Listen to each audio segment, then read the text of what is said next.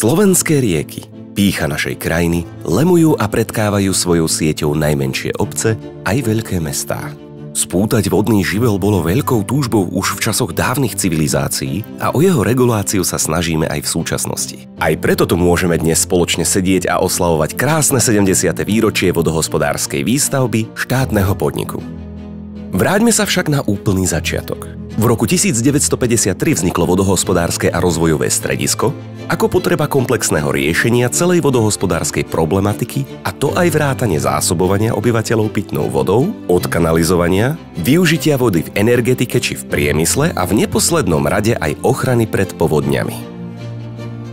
Podnik sa podielal na výstavbe najvýznamnejších viacúčelových vodných stavieb, vodných nádrží, hydrocentrál, zdravotnohospodárskych stavieb aj odvodňovacích sústav. V rokoch 1953 až 1989 sa názov podniku viackrát menil a rok pred revolúciou sa z investorského podniku stal podnik štátny, čo trvá až dodnes. Taktiež sa menil rezort, do ktorého podnik patril, pričom dnes patrí pod Ministerstvo životného prostredia. Vodohospodárska výstavba je v súčasnosti najväčším výrobcom elektriny z obnoviteľných zdrojov na Slovensku vďaka výstavbe vodné dielo Žilina z roku 1998 a prevzatí prevádzky vodné dielo Gabčíkovo z roku 2015.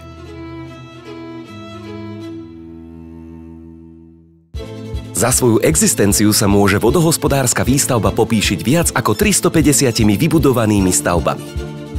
Samostatná kapitola musí byť venovaná vodnému dielu Gabčíkovo, ktoré sa začalo budovať už v roku 1977. Hlavným cieľom bolo zabrániť pravidelným záplavám v oblasti Gabčíkovo-Naďmároš a umožniť bezpečnú plavbu. Táto sústava objektov európskeho významu bola uvedená do prevádzky v roku 1992.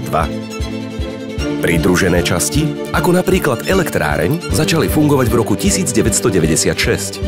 Inštalovaný výkon vodnej elektrárne Gabčíkovo je 720 MW a jeho ročná produkcia predstavuje až 8% spotreby elektrickej energie na Slovensku.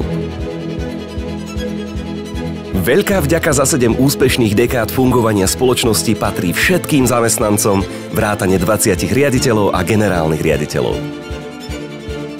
Vodohospodárska výstavba si už roky dáva za cieľ odborne, zodpovedne a transparentne riadiť činnosti vo vodnom hospodárstve tak, aby sme rešpektovali zásady ochrany životného prostredia a princípy trvalej udržateľnosti pre budúce generácie, ako aj prosperitu spoločnosti.